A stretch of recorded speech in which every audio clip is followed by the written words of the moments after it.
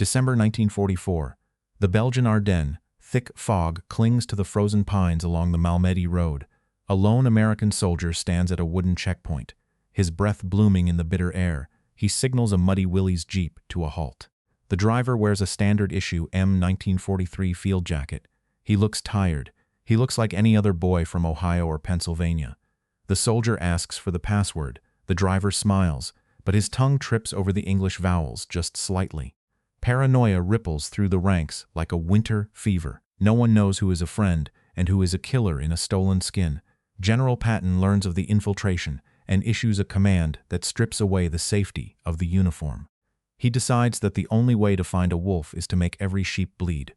This is the story of the day General Patton ordered his men to execute any soldier caught speaking German, even if they wore the American uniform.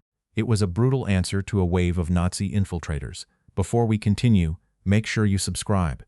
We tell the World War II stories that show justice, consequences, and the moments that changed history. Corporal Elias Thorne was 23 years old. He came from the flat, wind-swept plains of Cedar Rapids, Iowa. He served with the 106th Infantry Division.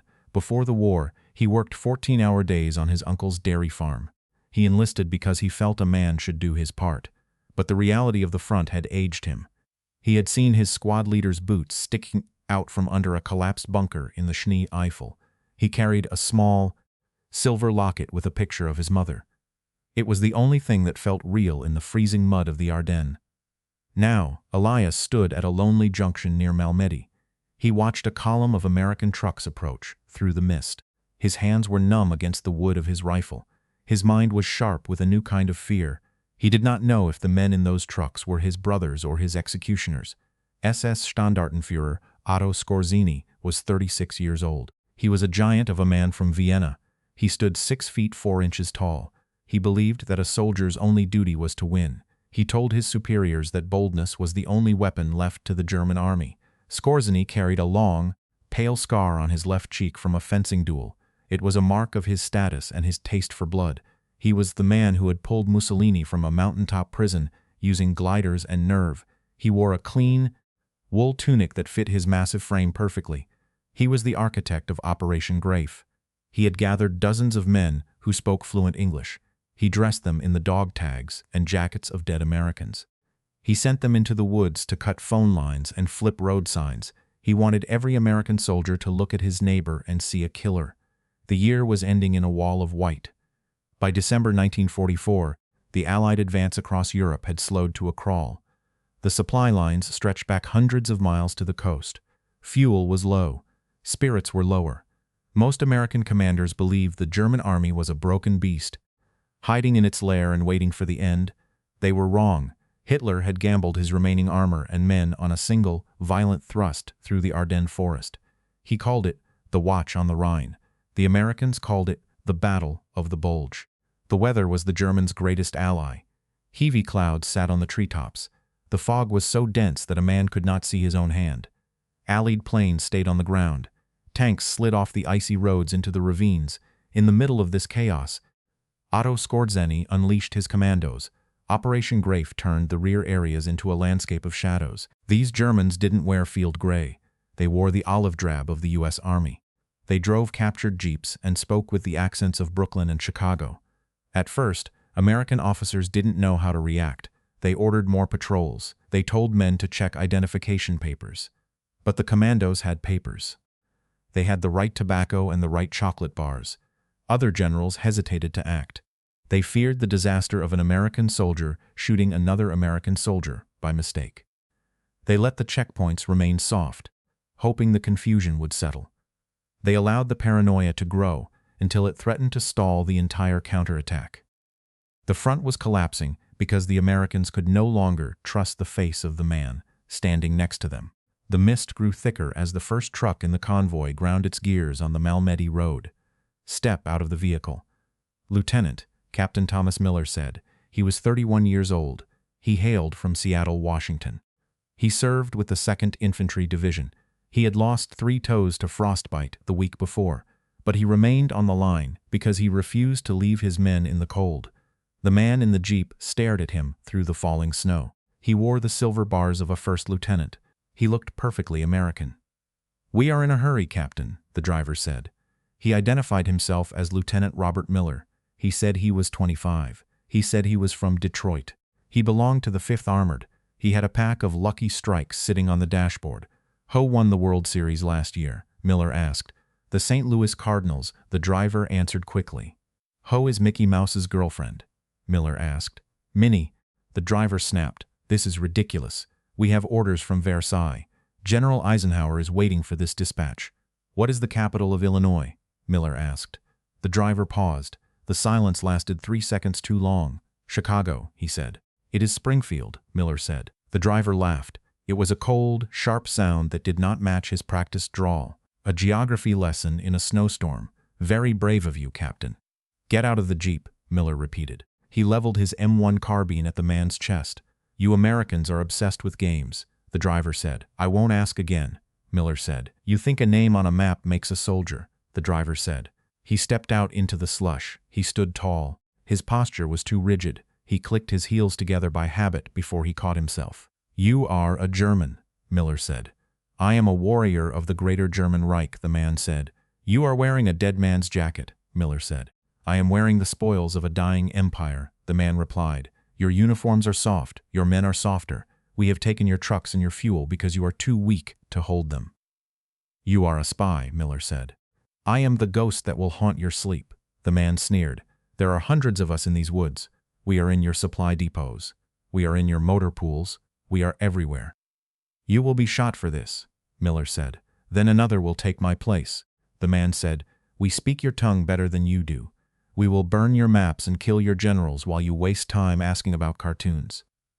"Take him to the holding tent," Miller ordered his men. He watched the prisoner go. The man did not look afraid. He looked like he had already won the war of nerves. Miller walked to the field radio. He called his colonel. The colonel called the division commander. The chaos was spreading across the entire 3rd Army line. The report reached Patton within the hour.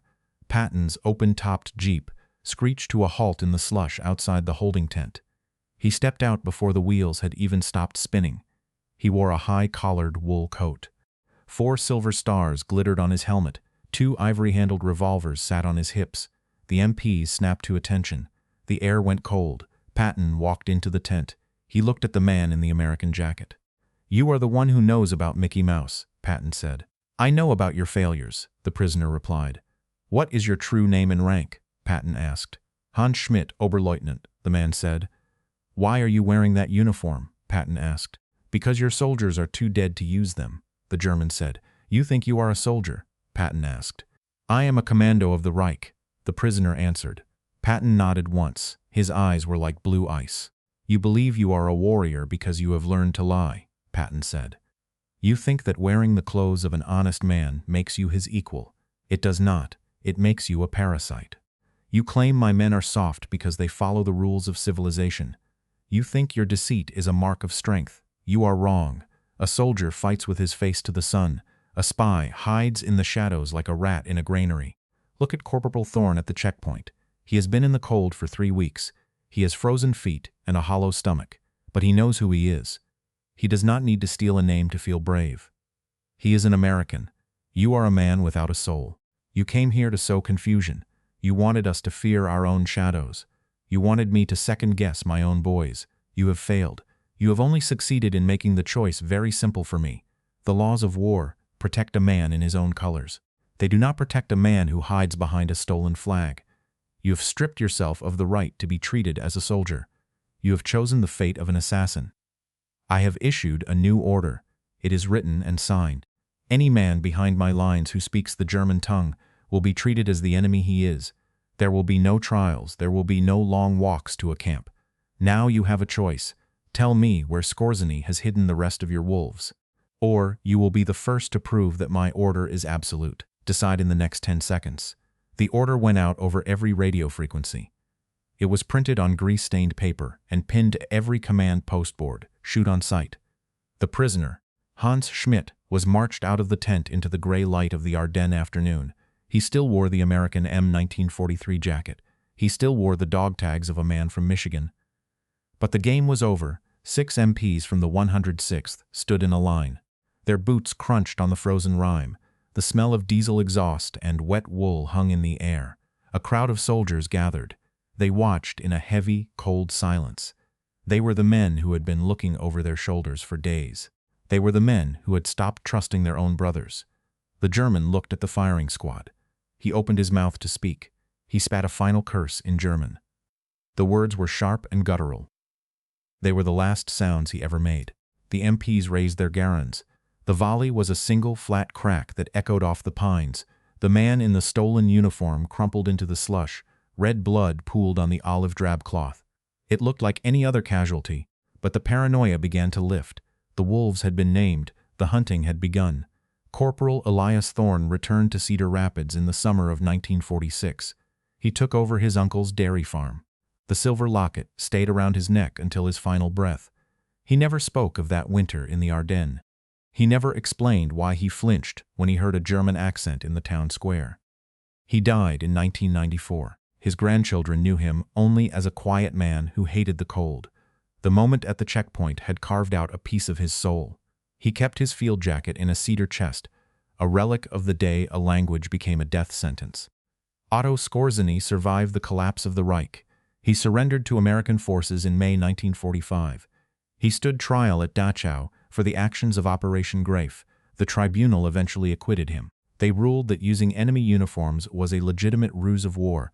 Skorzeny lived a long, defiant life in Spain. He worked as a consultant and a ghost of the old order. He died in Madrid in 1975. He remained unrepentant until the end. He believed that boldness was the only morality that mattered on the battlefield. Patton moved his Third Army forward with a new, grim clarity. The order to shoot anyone speaking German stayed in effect until Christmas Day. It was a brutal tool for a brutal time. He never apologized for the confusion or the cost. He mentioned the incident once in a letter to his wife.